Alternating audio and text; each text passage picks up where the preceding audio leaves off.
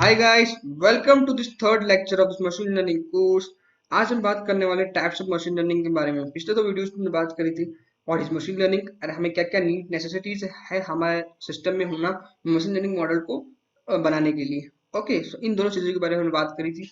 सो आज की वीडियो में हम बात करेंगे types of machine learning. Mainly three types of machine learning होती है। First supervised learning, second unsupervised learning and third reinforcement learning. Supervised learning में हम डील करते हैं लेबल डाटा के साथ। जब इनपुट में लेबल डाटा देते हैं ना, मान लीजिए सुपरवाइज्ड लर्निंग का मॉडल का काम होता है पहचानना। फॉर एन एग्जाम्पल, पहचानना, लेबलिंग करना।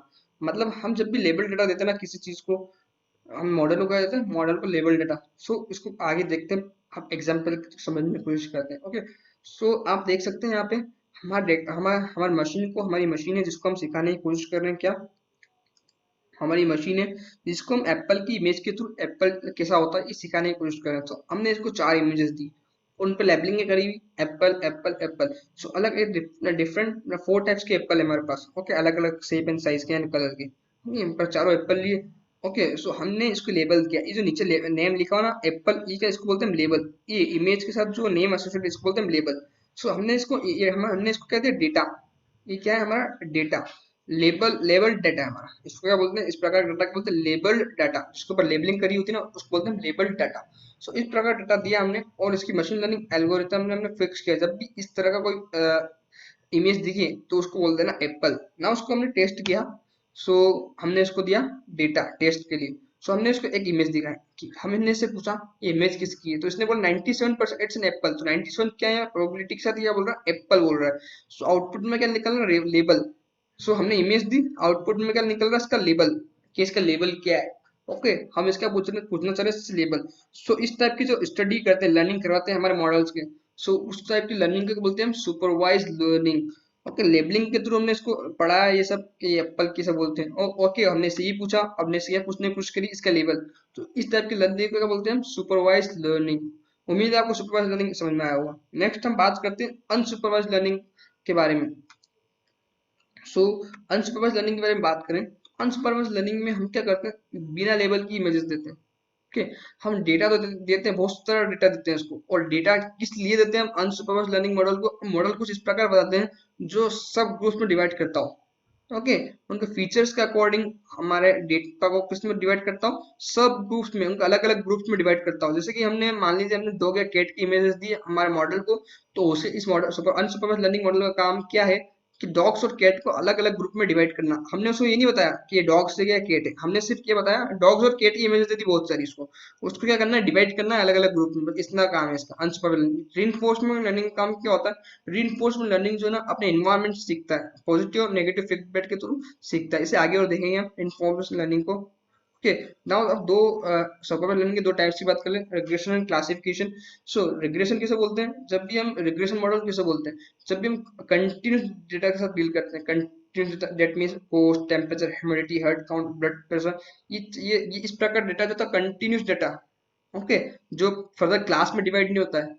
हाँ या ना में डिवाइड नहीं होता जो क्या बोलते हैं, न्यूमेरिकल क्वांटिटी इतनी भी होती है ना, न्यूमेरिकल क्वांटिटी वो सारे कंटिन्यूस डाटा।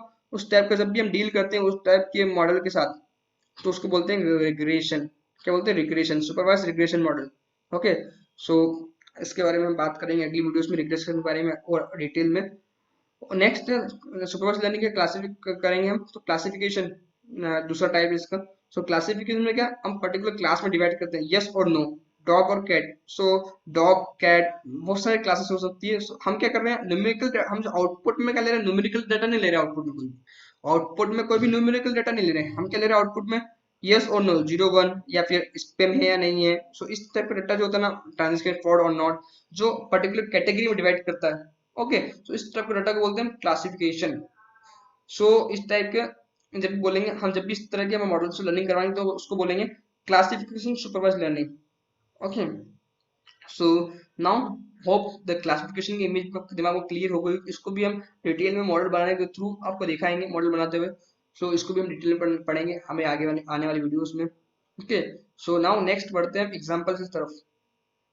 सो यूज्ड केसेस क्या है, जब हम स्पैम फिल्टर जो होता है हमारा, जो हमारा जीमेल आपने यूज किया होगा, जो वो कैटेगराइज करता है ये स्पैम है या नहीं है। स्पैम जब भी कोई हमारे पास मेल आता है स्पैम, तो वो स्पैम फोल्डर में डाल देता है। तो ये मशीन लर्निंग एल्गोरिथम फिक्स है हमारे जीमेल में भी।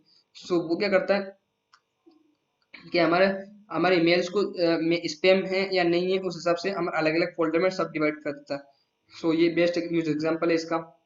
नेक्स्ट थिंग, फिंगरप्रिंट एनालिसिस, किसका फिंगरप्रिंट है, राइट या रॉन्ग है। सो ये एनालिसिस भी हमारे सुपरवाइज लर्निंग का ही एक एग्जांपल है, या बोल सकते हैं यूज केस है। नेक्स्ट थिंग हम बात करें अनसुपरवाइज लर्निंग के एग्जांपल की, तो देखिए हमने क्या दिया, हमारा मॉडल हमने कुछ इस प्रकार बनाया है कि हमारे सब ग्रुप्स में डिवाइड कर सके। मैंने आपको पहले बताया कि अनसुपरवाइज लर्निंग का काम क्या होता है, ग्रुप्स में डिवाइड करना। सो हमने एप्पल्स की इमेजेस दी, इसको ऑरेंज की इमेजेस और बनाना की इमेजेस दी, बहुत सारी इमेजेस दे दी हमने इसको। हमने ये नहीं बताया क्या बनाना क्या है, कौन सा बनाना है, क्या एप्पल है क्या ऑरेंज, बस हमने इसको इमेजेस दे दी ना। उसका काम क्या है, कैटेगरी में डिवाइड करना, उनके फीचर्स के अकॉर्डिंग उनको अलग अलग डिवाइड करना। ऐप बनाना को अलग कर देना, एप्पल को अलग कर देना, ऑरेंज को अलग कर देना। सो इसने यही किया। सो हमारे मॉडल ने क्या किया, इनको 3 क्लस्टर में डिवाइड कर दिया। First cluster apples, second cluster orange, third cluster banana. Grouping करने को हम क्या बोलते हैं, क्लस्टरिंग करना। ओके, उम्मीद है आपको ऑल समझ में आया होगा। मैं उसके एग्जांपल की तरफ देख लें। ओके, सो इसका बेस्ट यूज केस है साउंड कंट्रोल। साउंड के थ्रू हम क्या हमारे वॉइस के थ्रू क्या कंट्रोल कर रहे हैं, कमांड दे रहे हैं, वॉइस के थ्रू कमांड दे रहे हैं, और हमारी लाइट्स को ऑफ कर रहे हैं, ऑन कर रहे हैं। सो ये जो है ना बेस्ट एग्जांपल है इसका। Next thing, movie recommendation Netflix जो हमें करता है, वो इसका बेस्ट एग्जांपल है अनसुपरवाइज्ड लर्निंग का। एंड एक और एग्जांपल से amazon.com पे जो वो प्रोडक्ट रिकमेंडेशन करता है, वो भी इसी का एग्जांपल है। सो हम ये चीजें बनाने वाले हैं हमारे मशीन लर्निंग कोर्स में। सो आप इसको टेंशन मत लीजिए, हम बताएंगे को डिटेल में किस तरह से हम समझाएंगे। अनसुपरवाइज्ड लर्निंग है वो समझाने वाले हैं। सो हम बात करते हैं रीइंफोर्स्ड लर्निंग के बारे में, जब बताया था मैंने। सो हमने क्या करा, एक एजेंट एजेंट को हमने क्या करा, मशीन लर्निंग एल्गोरिथम फिक्स किया हमने इस कार के अंदर। उस कार को हमने इन्वायरमेंट में छोड़ दिया। तो हम आगे देख सकते हैं बोर्ड लगा है रोस्ट का। सो ये करेगा कार, हम ऐसा मॉड्यूल फिक्स किया, इसके अंदर ऑब्जर्व करेगा एंड एक्शन करेगा अकॉर्डिंग टू पॉलिसीज। ओके, सो इसने आगे क्लोज देखा, पर इसने एक्शन लिया, एक्शन परफॉर्म किया, और उसने एक्शन परफॉर्म किया, उसने देख सकते हैं आपने गलत एक्शन परफॉर्म किया।